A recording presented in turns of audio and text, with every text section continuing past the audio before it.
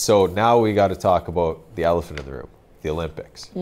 How long would you say it's been a dream to make the Olympic roster? And when you got that phone call and you were told that you're on the team, what was that like? How did that play out? Just walk us through that experience. Yeah, that was a big moment. That was, it was unbelievable. So to give it a bit of a background story, we had a camp in December, our last kind of final preparation for the camp, for the Olympics, and that happened start of December, and then our coach told us at the end of the camp, he was like, oh, we're gonna phone you guys up before the new year. So, you know, I didn't think much of it, but I think it was maybe gonna be a week after camp, and ended up being the 31st of December, so he really wasn't joking right before New Year's. And as soon as I saw his name pop up on my phone, and my heart started racing, my hands started shaking. I was like in all these different emotions, but as soon as he almost asked me a question like, hey, like, do you want to come to the Olympics with us? And couldn't think of any other answer but yes. And it was just amazing, and I was speechless. And the first thing that I did was go back down to the kitchen, and within all the chaos of our family, tell everybody that they're speaking to a future Olympian, and that was absolutely unbelievable and just undescribable. I just still have no words for it right now. And to be able to share that moment right away with my family was a very special moment for me. And we had to keep it pretty much secret for another 2-3 weeks because of, you know, media and stuff. So that was a bit of a tough one, but I definitely told my closer friends. Who had the best reaction out of your family when they found out? My mom. My mom gets pretty emotional, and she's super proud of, you know, everything that I've gone through and how I've dealt with things and over the past few years, and just seeing her just hug me and get really emotional and super excited. And I had to tell her, like, don't forget, we can't put it on Facebook. You can't Facebook post anything now. She already had it ready to go. She had it ready to go, but she was very active on social media just to, you know, show how proud she was. But definitely my mother's hug was a good moment. Yeah, did she shriek when you told her? I think she let out maybe a few cries, and my dogs had no idea what was happening, but we were really excited. So. And so the process leading up to the Olympics, so you find out, you're extremely excited. You can't quite share the news yet, but then you got to kind of go through that process with the team and the preparation. And this year is very different than previous Olympics with COVID and the protocols and the media and everything else. So now leading up to it and preparing for it, what was that like for you? It was a lot of stress, and I think that preparation had already been kind of installed since after our World Championships in August in Calgary. And personally, I was very stressed, and it was a very stressful period up until January, and actually the moment where he announced that his roster was final, and I was part of it. But for our Swiss team, unfortunately, we don't have much preparation as a team, and the question was whether or not I would go back to Montreal after Christmas break, and because of COVID, it was very tight, and you didn't want to have the virus right before the Olympics, otherwise that would, you know, put your spot in jeopardy. And so it was walking on eggs, and you had to really be careful with what you were doing, who you were seeing, where you were going, masks on at all times, disinfecting your hands. So it was a very unique preparation to the Olympics, but I was super relieved when I was relieved when we made it to camp on the 22nd of January with, 13 of our players, and 13 of our players out of 23. That gives you an idea of how we started off our preparation. But we were really excited to be there. And then as soon as people started kind of coming back from the States or Sweden, and getting our full roster kind of together was even more exciting. But I was really relieved to be on the plane in business class with a glass of champagne and actually going to Beijing with the team, and that felt surreal for sure. At that point, nervous, excited, both? Like what's the emotions like? Honestly, it wasn't much nervousness at that moment because I was on the plane and I was all COVID proof, and I was all ready to go in terms of COVID, but just super excited to get things going, and actually just a moment of just wasn't realizing what was happening, and to know that I was in this long kind of just hard work and preparation for that specific moment, and to realize a bit that I was actually going to China to accomplish my childhood dream was just nowhere near my thought process, and it was tough to realize it, and it still is actually, but it was just excited more than anything, just to get things going and to be there in China. So. And now that you're here, we'll circle back to the Olympics and the during experience, but reflecting back, how are you feeling at this point? How are the emotions? How are the thoughts? Yeah, it's tough to say, and I think there's a bit of like a down. Obviously, you're coming back from years of hard work, and just also a bit of anxiousness to not get hurt, to not get COVID, to not, not this, not that, and just stay at the top of your game, stay healthy, stay, ready for anything. And it was so stressful physically and mentally just to be prepared at all times, and to finally go there and be there and accomplish my dream is just surreal. And now that I'm back, I'm happy that I can come back to a team that has helped me kind of get back into things and get back to reality with school and the real life. And definitely having a season that's still not finished with our university team has helped me kind of ease through the whole like post-Olympic feels. But it's special. I've never really felt anything like this. It's something that you have to go through with your teammates, and I'm still in contact with my teammates from the team from the Olympics, because it's so important to be there for one another, especially when all that adrenaline rush and excitement is now dying down. And it was a hype to be there, and the media coverage was insane, and the interviews and all that was just at its maximum level. And now everything has just really died down. So it's a bit of you have to adapt and you have to be flexible towards that. But I'm surrounded by great people and a great team, so it's really easy. It's a lot easier to get through it. So what about the experience during the moments, the experiences, the overall Olympic process? What were some of your favorite moments there? What were some of the great experiences?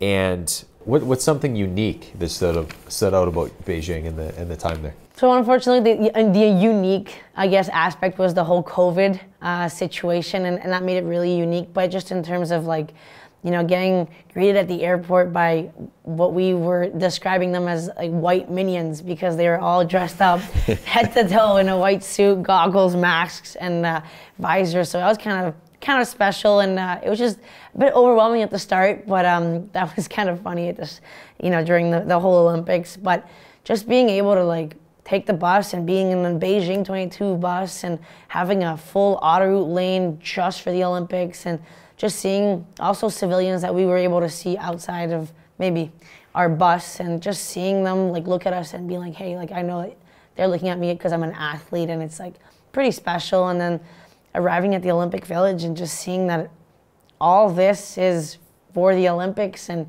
that you've made it and you're a true Olympian, and now you're getting treated as an Olympian, and you're getting the recognition of all your hard work and your perseverance was pretty special. And just, meeting people at the dining hall, like I talked to a Mexican figure skater, which was just absurd in my mind, and it was an awesome conversation that we had, and just realizing that he has also put in so much hard work and sacrifice in his sport and his country, to now be sharing a coffee with one another was just kind of surreal. And it was a fun moment of just realizing that you're part of such a unique and I guess small group of people in the world that have the chance to experience it. And it was just surreal, and it still is surreal to my mind. So that was just crazy.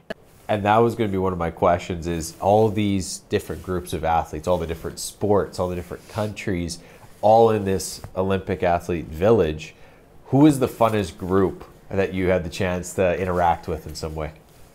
I have to say the Chinese hockey team, the men's hockey team, was kind of funny to interact with, because a lot of them were Canadian, and we had some good laughs, and they're great guys, and they were there for the experience as well. But it was fun to see them and to meet them and just talk to them too. But we had a lot of Italians, and we had a lot of Dutch speed skaters, and it was just fun to see them come back from practice with their their speed skates in their hands, and then obviously to kind of see all the women's hockey team kind of arrive at the same moment, and just realize they were all meeting this time for a bigger goal, and it's to play in the Olympics, which was just astonishing in my mind. And it was just a lot of fun to just I think the dining hall was a big place for me where I was like just in awe of all the athletes that were there, and just realizing that I've gone through so much, but they have also gone through so much. And just in the past few months and years with COVID, it's been really tough. And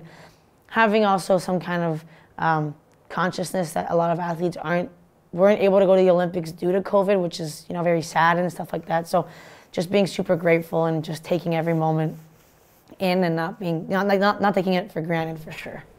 What was the atmosphere like in terms of the whole village in general? Was it nerves, excitement, cheering a lot of the time? Yeah, I think, you know, at the start it was just excitement, because we got there pretty early in the tournament. We had to prepare. We have probably the longest tournament of the Olympics, and just to see more and more athletes come into the dining hall, and then seeing the excitement in that perspective. And then during the Olympics, it was, you know, you're not just following your own team, you're following your other fellow athletes from your country, and seeing how Switzerland was grabbing medals left, right, and center. So we would have our phones out, and, you know, whether it was for skiing, curling, you know, slope styles, big airs, and just cheering all 10 of us around one screen, because we knew that one skier was going to grab the gold medal, and screaming in the dining hall because that person did it and got a medal was a really special moment. And we weren't the only ones doing it. The Canadians, the Italians, like I said, the Dutch, and it was fun. It was just, you know,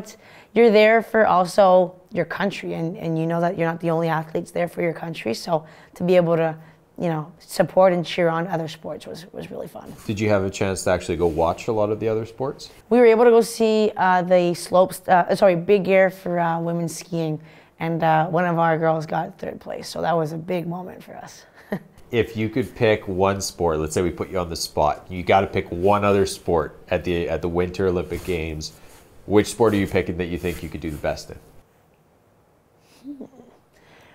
We had actually asked that to each other within the hockey team, and I honestly think that I find the slopestyle skiers and the big air skiers so cool. Like, they got swag to them, and they don't have much between, you know, like, sometimes I feel like they just do things and they don't think about the repercussions that it could have, spinning themselves up in the air 15 times and landing on both feet.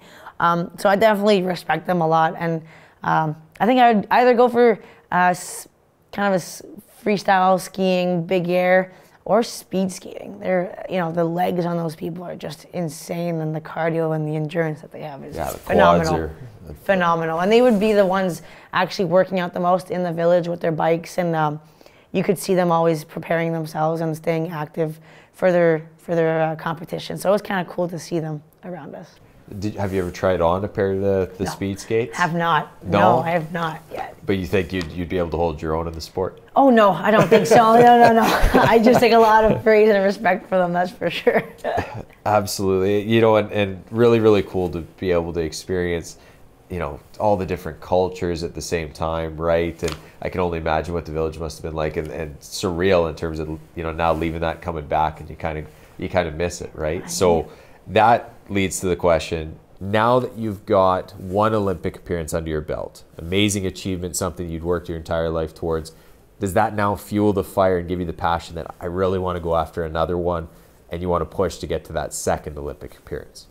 Yeah, I think, you know, it's the summit of all athletes' goals is to make it to the Olympics, and the fact that now I actually made that happen once is just surreal, and I'm very proud and grateful for that opportunity. And now I think that I do have more to give, and I think I do have the will also to go another 4 years in another cycle, which is something that takes a lot of effort and sacrifice to do. But I think the fact also that it might be COVID-proof and non-COVID in 4 years, and in Italy, where I could have my friends and family come and watch me play, it would be something that I would love. And so this gives me a little bit more of a fire and motivation to go another 4 years. So why not? And I'm just going to try and take it now, you know, year after year, and I'm just grateful for the experience I just had, and try to finish off my season here the best way possible, and then we'll reevaluate the situation. But I think there's a good chance of me coming back in 4 years. Perfect, and I think we're excited to talk about that experience. I mean, I was getting text messages and photos of all the different things. I need that behind the scenes look because now I'm used to it. I can't miss that the second time around. Exactly. Just seeing all the rings is just the rings that you talk about so much, and it's just being there and you can actually take pictures with them, and just seeing all the volunteers and how they're so happy to have athletes come and just share moments with them. That's also really special. So sticking with the theme of your funny, quirky, charismatic side, funniest experience from the Olympics? Probably tons, probably lots that you remember. What was the funniest that really stood out to you? So I have to say it was during our COVID testing, all right? So that's not the funnest experience. And so we were getting swabbed once or twice a day in our throats. And we were trying to catch on to some Chinese while we were there with a teammate. For a few teammates, and we were trying to speak as well as we could, and they wouldn't really be able to communicate with us because they didn't speak English, so they would use like a Siri or like a Google Translate. So we were talking one evening, and we were saying thank you and good night, and as this woman is like sticking her swab in our throat, she's like laughing at us because we were like trying to speak Chinese to them, and then it was just a fun moment because as she's trying to like swab us, we're trying to speak Chinese, and they don't really know what we're saying, but we're trying to speak in their language. And like I said, the volunteers were unbelievable, and then she just stopped us there for a second, and she wanted to teach us Chinese. So it was really cute because she pressed on her Google Translate. She's like, I want to teach you something in Chinese, and that word was happy, actually. So it was just fun to see that she was happy to share that moment with us when we were kind of like getting swabbed in our, so it was fun, and I guess it was a good moment. It was just a lot of fun. Yeah. What's, sticking with the language side, what's one language that you wish you knew and you'd love to absolutely learn? Oh boy. So I'm a big Spanish fan, but I took 5-6 years of Spanish in school, so I consider myself pretty good at it. But I have to say that Italian would be a good one. And I think Italian, just because it's very similar to the languages that I speak right now, English, French, Spanish, German, but I think Italian has such a nice ring to it, and it's so like romantic, and it's so like, but at the same time, it's so like, exaggerated. And when we see the Italians in the dining hall, they were so too much, and it was kind of funny. So I think Italian would be a nice language to have. And if you're saying they're over the top, charismatic and energetic, then that's really saying something. Exactly. And plus, this preps you for the next Olympics. It all ties together. Exactly. There we go. I didn't even think about that.